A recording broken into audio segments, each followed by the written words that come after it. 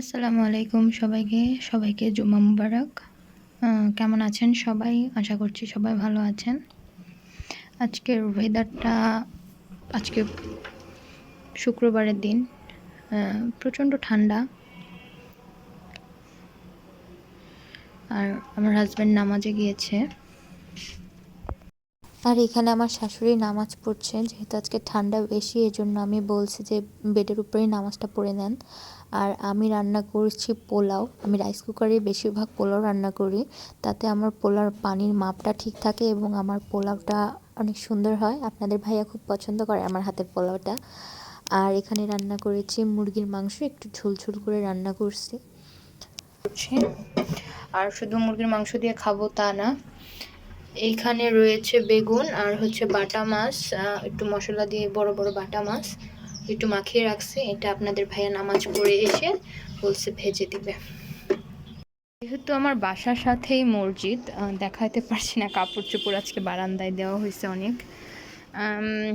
যেহেতু আমার বাসার কাছেই মসজিদ, তো শুক্রবার দিন জুম্মার নামাজের সময় যখন ওয়াজ করা হয় বা হুজুর বক্তব্য দেয়, তখন মনে করেন সবই আমি ঘর থেকে বা এখানে বসে বসে শুনি, ঘর থেকে শোনা যায়। আর ওই যে আপনাদের ভাইয়া নামাজ পড়লেও মাঝে মাঝে আমাকে বলে যায় যে আমি সামনের দিকে বসবো, আমাকে দেখতে পারবা। এই তো।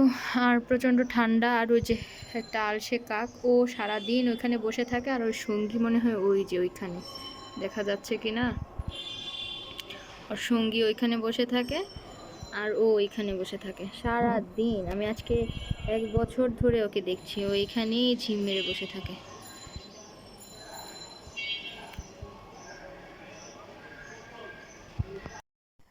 আমার হাজব্যান্ড মনে হয় নামাজ পড়ে চলে আসছে।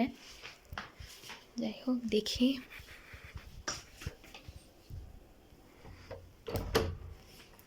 আসসালামু আলাইকুম। জুম্মা মুবারক। জুম্মা মুবারক। নামাজ পড়ে আসলা? জি, নামাজ পড়ে আসলাম। ঠান্ডা কেমন?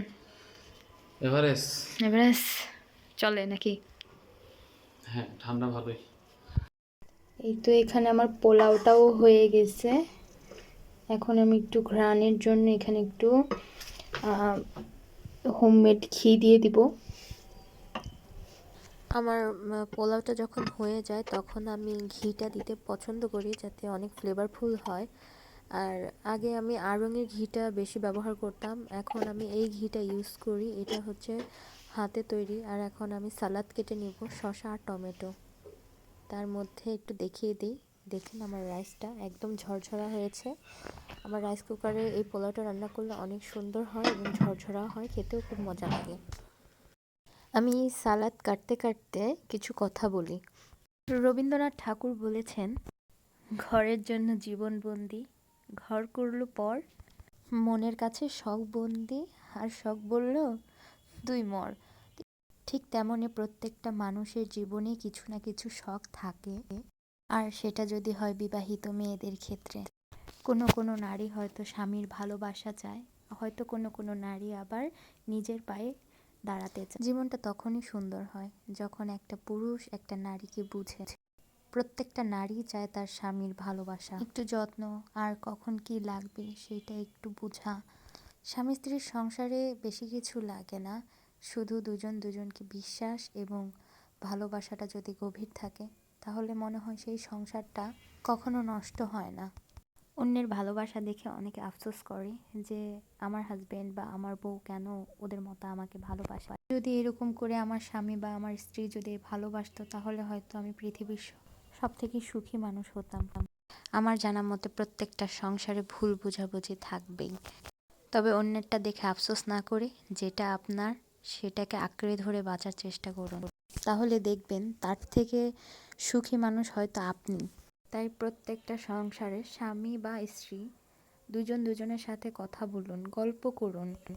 মন খুলে কথা বললে, খুনসুটি করলে দুজনেরই মানসিকতা ফ্রেশ হয়ে যায় এবং সারাদিনের সব ক্লান্তিও দূর হয়ে যায়। এটা অনেক পুরুষ বুঝে না, যে স্ত্রীকে কেন এত মূল্য দিব, তাদের এত মূল্য দেওয়ার কি আছে, তারা সবসময় নিচু হয়ে থাকবে। আসলে তা না। ভালোবাসার জিনিসকে কখনো ছোট করে দেখতে নেই, বন্ধুত্ব হোক কিংবা ভালোবাসা, টিকিয়ে রাখার দায়িত্ব কিন্তু দুজনেরই।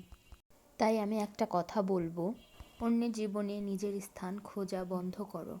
নিজের জীবনকে নিজে আরও উঁচুতে নিয়ে যাও, দেখবে অন্যের ওই সুখী জীবনের থেকে তোমার জীবনটা অনেক সুখী। আমার কথা হয়তো অনেকের কাছে এলোমেলো লাগতে পারে, তবে এই কথাগুলো আমি কেন বলছি হয়তো অন্য একদিন অন্য কোনো ভিডিওতে শেয়ার করব। সবাই ভালো থাকবেন, আল্লাহ হাফেজ।